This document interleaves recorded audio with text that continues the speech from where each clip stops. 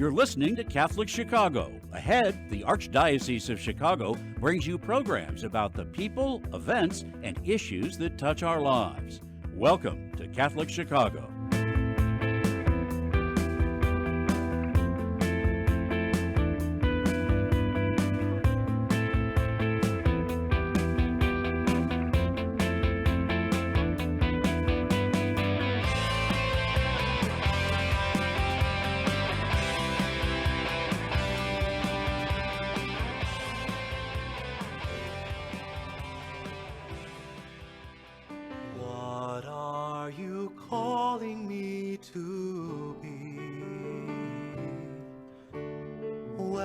Listen to my heart, I can hear you whisper, asking me lovingly to come and follow you. Good morning. This is Sister Lavina Francis Pamet. I'm a Franciscan Sister of the Sacred Heart and the host for Dare to Love. Dare to Love is a program that cultivates vocation awareness in the Archdiocese of Chicago through discussion of topics related to vocation discernment and promotion. I am also the coordinator of CAVA, which is the Chicago Archdiocesan Vocation Association, and other religious vocation ministries, especially when it comes to highlighting and promoting charisms of religious and the different things that religious are doing nowadays. Today we have two guests. We have Sister Pat Bergen and Sister Erin McDonald. Welcome, sisters. And both of them are from the congregation of the Sisters of St. Joseph. And so both of them will also be discussing a little bit more of what they're doing currently, what they're involved in. And I'm going to pick on Sister Pat because she's local, and actually you might recognize her because she also did the Lenten reflection for the second Sunday of Lent this year. So, Sister Pat, welcome. Tell us about yourself. Well, thank you, Lavina. I'm honored to be here with Erin and with yourself. I am a Sister of St. Joseph from the congregation of St. Joseph, was raised in the Archdiocese of Chicago, and I work with the Laudato Si Committee of the Archdiocese and work through the well. And you'll be hearing about one of the great things that I think our congregation is doing right now, the podcast that Erin's going to tell you all about, I'm sure. One of the things that I've been involved in recently is I really believe that young adults are really moved by the Spirit. Very, very, very much so. And so one of the things that we've been involved in is inviting young adults to Advent and Lenten at-home directed retreats, inviting them to go through a period of formation with us just on our spirituality so that they can go to the UN with us and represent us at the UN. We also have a thing that I'm recruiting for right now, if anybody's interested, and that's a Congregation of St. Joseph internship in leadership through ministry. And so we're taking applications. People have jobs in our ministries. They go through training in leadership and spirituality. And those who have been through the program, they get paid. And they found it very, very helpful in their professions at medical school, in their committees at college. Some of them are already working. Some of them are in grad school. Some of them are lawyers, doctors. And they found this very, very helpful in really living their spirituality through ministry. That's wonderful. And learning a lot of skills for leadership. That's great. And Yes. see, you had a term in leadership of your congregation. I did. Yes. Thank I you for that. did. Yeah. But I at the was same in time, leadership in Grange yes. for 12 years and then in the congregation of St. Joseph for 11. Okay. And so so actually, because the congregation of St. Joseph really, I guess you'd call it a union. It's a little complicated, but so it's really a conglomeration of various Sisters of Joseph, and then this one kind of like American and international, I think, also, right? Well, 7 congregations went together. Mm-hmm. Sisters of St. Joseph went together to become the congregation. It's really in the heartland of the United States. Okay. And we are in a federation that includes all of the sisters in the United States. And we belong to an international grouping that includes all Sisters of St. Joseph around the world. Wow. Wow. Yeah, lots of sisters and associates. Right. And so, if people who might recognize the CSJs, like Yes. a lot of the like especially music, and then also, so you're Brian right now is showing all the different faces, and a lot of those familiar faces. That's across the United States, also a well known people, and then within Chicago, like you, Sister Right. Pat, is a well-known personage around here and in leadership, who's into a lot of things. So I'm gonna go and ask you now, and then maybe introduce Sister Erin later. Just really quickly, can you tell us a little bit more about your involvement with Laudato Si, because that's very much part of the Archdiocesan, I guess, network, the environmental working group or encyclical. Right. Right. So Laudato Si is the encyclical that the Pope wrote in 2005 and then 2015 rather. And then in 2021, he came out with the Laudato Si action platform. And our mission is that all may be one. So it really fits us. Yes. We came to the awareness that truly God permeates, the spirit of love permeates everything that is. And all of creation is one holy communion. So I got invited to be part of the ecumenical working group in the Archdiocese. And the Archdiocese got selected to be one of the first world models for how to get the spirituality, the goals of Laudato Si working throughout the system. So people are looking at the Archdiocese of Chicago right now to figure out how to model their own dioceses and parishes. So as a part of that, I'm on this group, and we had one of our first meetings was with the Greek Orthodox Church in Chicago. Just inspiring. Of course, they are already inspired by their patriarch. So we are working together to incarnate these goals through all of parish work. So we've got 65 gardens going in parishes where people are working on the gardens and learning the goals. And in one of the parishes that we have one of these gardens going, I take the Nazareth students, we work there. And last summer, they collected 7,620 pounds of organic vegetables to send to Martin DePoor Center in Chicago, which is very food insecure. So not only is this building community and parishes, but they put a table out in front of their church, and on Tuesdays, the whole village brings extra produce. Wow. They weigh it and ship it into the city. In addition to that, we've started a program for catechists, and I had the first session a few weeks ago where catechists throughout the diocese came to learn about Laudato Si, to realize that it's based in our understanding of the risen Christ. Christ is the origin of the universe, permeates the universe, is the design and the destiny of everything in creation. Their eyes were open, and we got all kinds of ideas that they could do with their little kids. And then we start a pathway in the Catholic schools, Fridays, one quarter a season next year, every quarter, for Catholic school teachers. And in addition to that, we've had a number of sessions in parishes trying to awaken the parishes to just exactly what this worldview is of a sacred, interconnected, evolving universe, and how it fits right with not only our spirituality, but every great religion.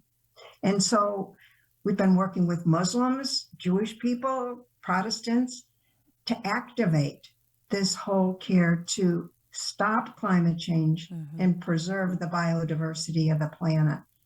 So I'm really excited about it.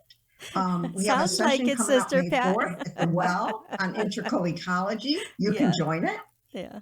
We've got the kids at Nazareth taking, they decide one meatless day a week, and they figure out how many gallons of water they save, how many pounds of carbon dioxide they save. And they, together with the sisters in Grange for 1 month, saved 519,000 gallons of water and 69,800 pounds of carbon in 1 month. Wow. They're thrilled. Just by being meatless, right? I mean, especially I One think day red a meat. week. It's only 1 day a week. Yeah, red meat Yeah. is like the top. Exactly. Yeah, earner of carbon footprint. So, oh my goodness, Sister Pat, that is so great. So just being conscious of the time really quickly, I know you're involved with so many other things, but before I switched over to Sister Erin, and before we go into a break, I know you're inviting people, is there a website or a phone number that you can share with us, or do they just go to your website? They could go to thewell.org. Okay, thewell.org. And Ministry of the Arts has a whole selection of things for free. Okay. All that you have to do is ministryofthearts.org and find free art, free music, lots of it that celebrates the sacredness of all creation. Yeah, I got one of your free calendars. It is beautiful. Oh, and it has great. that Laudato Thank you. Si every day. There's like That's a right. message from the Laudato Si. So it's a reflection. Thank you, Sister Pat.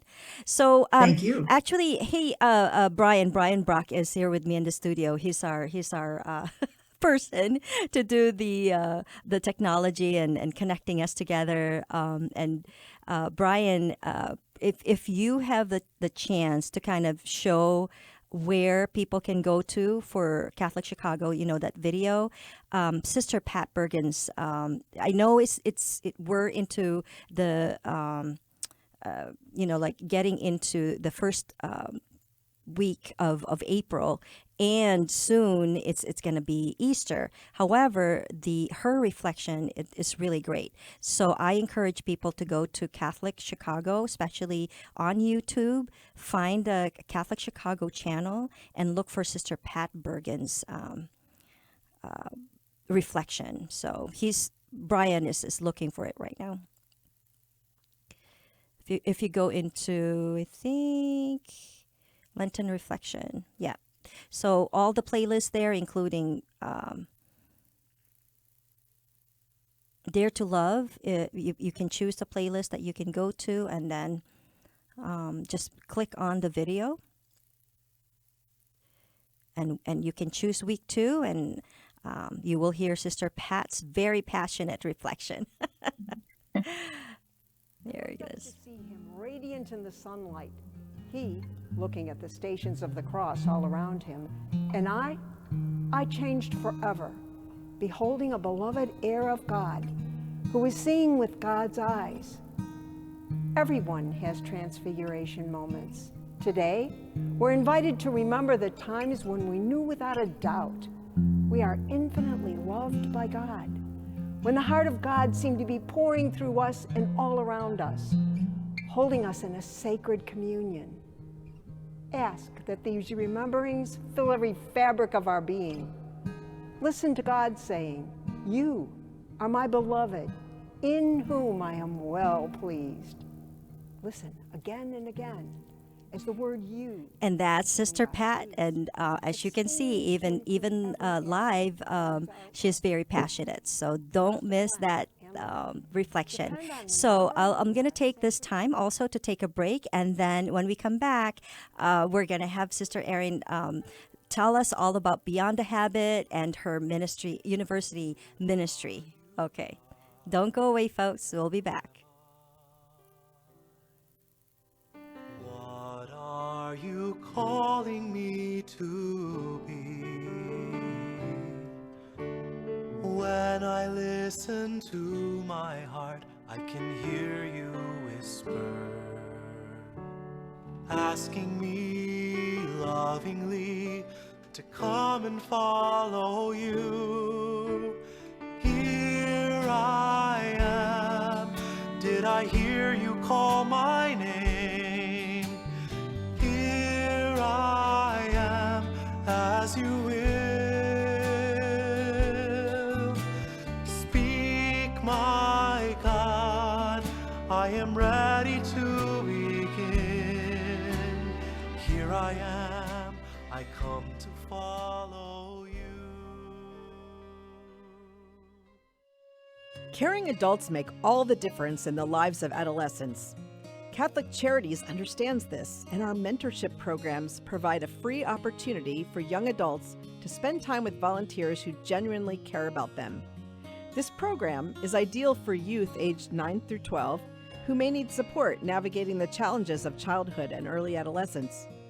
Our amazing volunteers serve as friends who help youth recognize their strengths and empower them to reach their full potential. Catholic Charities conducts a thorough background check on every volunteer, and our program coordinator closely monitors and supports every relationship.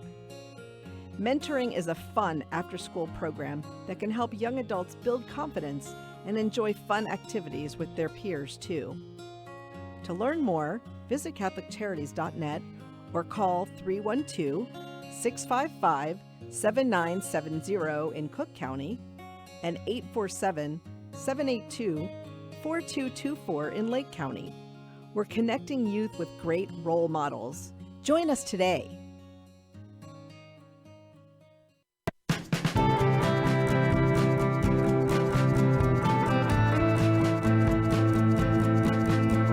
This is year 44 for me teaching. When I started here, there were teachers here that had taught me when I was a student. Now I'm the old person. Right now, I teach junior high math. I love when kids find what I'm teaching to be fun and they get it. I see that light bulb go off and it's a thrill. People are always amazed. What? You're here for 44 years? It's hard for me to believe, frankly. I love what I do. Every summer I think, oh, I miss the classroom. Even on the weekends, I think I can't wait to get back on Monday and teach those quadratic equations. Shape the next generation of leaders. Teach. Apply today at archchicago.org/schooljobs. What are you calling me to be? When I listen to my heart, I can hear you whisper, asking me lovingly to come and follow you. Here I am. Did I hear you call my name? Here I am, as you will. Speak, my God, I am ready to begin. Here I am, I come to follow you. And we are back. Hi, I'm Sister Lavina, and I'm the host for Dare to Love show. We were talking to Sister Pat Bergen, CSJ, and now I'm going to introduce, once again, Sister Erin McDonald, our other guest. And Sister Erin is actually not local, but she is the university minister at University of Detroit Mercy. And this University of Detroit Mercy in Detroit, Michigan, is a Catholic university co-sponsored by the Jesuits and the Sisters of Mercy. Hi, Sister Erin and Sister Pat, thank you again. Hopefully that people will not forget to tune in to that reflection and to go to CSJ The Well or ministryofthearts.org for those freebie stuff, and also to I guess get in line and get that leadership program, and meet Sister Pat there, right? I would do it too, but no, right now I guess I can't, but I wish I could. So Sister Erin, tell us all about your ministry. Tell us about yourself, first of all. Sure, thank you. It's wonderful to be here. Thank you for the invitation to be part of this great series. So yes, as you said, I am a sister of St. Joseph, and I work in university ministry or campus ministry at the University of Detroit Mercy.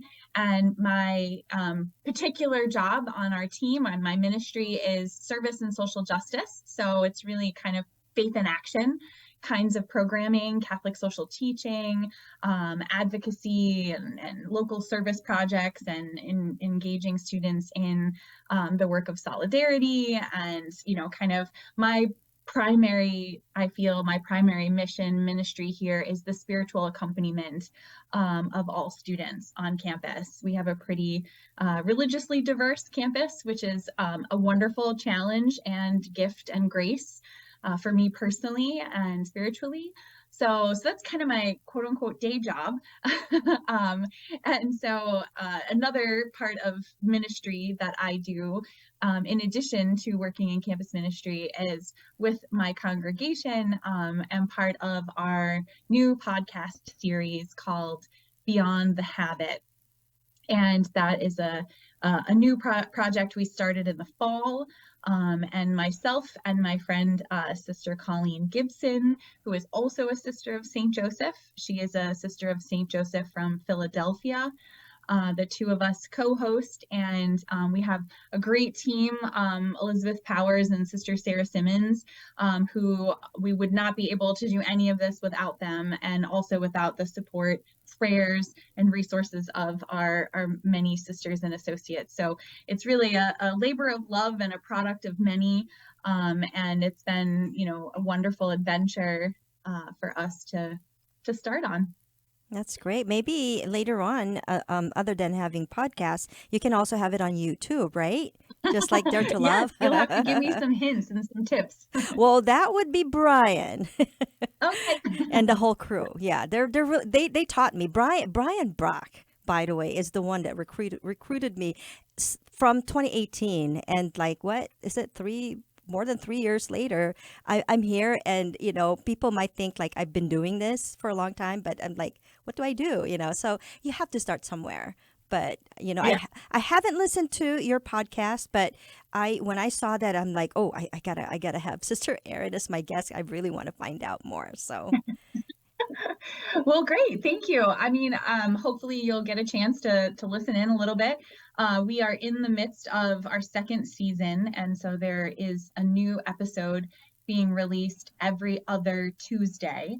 And so we just released last Tuesday our episode on Lent. And so really the purpose, the hope, the spirit with which we do this, probably similar to yourself, and maybe perhaps what motivates you, is it's really about trying to share the good news of the gospel, to share our charism and spirituality as sisters of St. Joseph, to just expand into different spaces and places and platforms, to be basically, witness and to just share in that spirituality. And I think, a lot of what I see in doing campus ministry work is that digital platforms are where most people go to seek information and connection and resources, and even in the realm of faith and spirituality, that is really top of the list for a lot of people in terms of where they first go to get information. So it's really important, I think, that our congregation and also the Catholic Sisters are represented, that we have space in these platforms, that the voices, the experiences, the vocation of Catholic Sisters is present in these places and spaces like podcasts. Right. So I'm curious about you, Sister Erin, because I saw that photograph. You're part of Giving Voice, and Giving Voice really kind of started out, being the voice of the newer members, and not just newer members, but younger members of religious communities. And so you're a product of like intercongregational collaborations. But can we start from the basics? Like, I'm curious, how did you meet, and how did you get to know and join the Sisters of St. Joseph. And which particular group are you with? So I am in the same group as Sister Pat. Okay. So In I am LaGrange. part of the LaGrange. reconfigured group of Sisters of St. Joseph. So formerly 7 separate institutes of Sisters of St. Joseph that merged or reconfigured together to create a new entity of Sisters of St. Joseph. And it was fairly geographic in its origins in terms of the groups that merged. So I am part of the same group as Sister Pat. We just are spread out over a fairly wide distance of land. So Sisters of St. Joseph in Chicago and in Detroit and Cleveland and Wichita, Kansas and Wheeling, West Virginia, a number of geographic locations. So I am the same as Sister Pat. I just live down the street from her a ways. Okay. How did you meet them? Long story short is I actually very first met the Sisters of St. Joseph of Boston. So I'm originally from the Boston area. And the fun fact about me is that my grandmother actually worked for the Sisters of St. Joseph of Boston when I was little. And my mom was educated by them. And she was a cook. She worked in the kitchen at a convent. And when I was a little toddler, she took me to work with her periodically. And so technically that's when I first met the sisters. So I will blame the Sisters of St. Joseph of Boston for my vocation. And then as I grew into adulthood and life unfolded in different pathways, I landed at what was Wheeling Jesuit University in Wheeling, West Virginia. And so really as a young adult, I connected with the Sisters of St. Joseph there while I was a college student, and really felt a strong sense of call and interest and attraction to vowed religious life. And I lived in community with our sisters there for a couple of years as a young discerner. And it was hugely formative in my own faith journey and my own vocation and my own relationship with Christ. And so after probably a couple more years of dragging my feet because I was worried that my friends would think I was weird, or, I wouldn't be able to buy cute shoes, or my mom would cry. So after I worked through some of that, then I finally had the courage to say yes to who God was calling me to be and how I was called to use my gifts in the world. And so I entered through the Sisters of St. Joseph in Wheeling.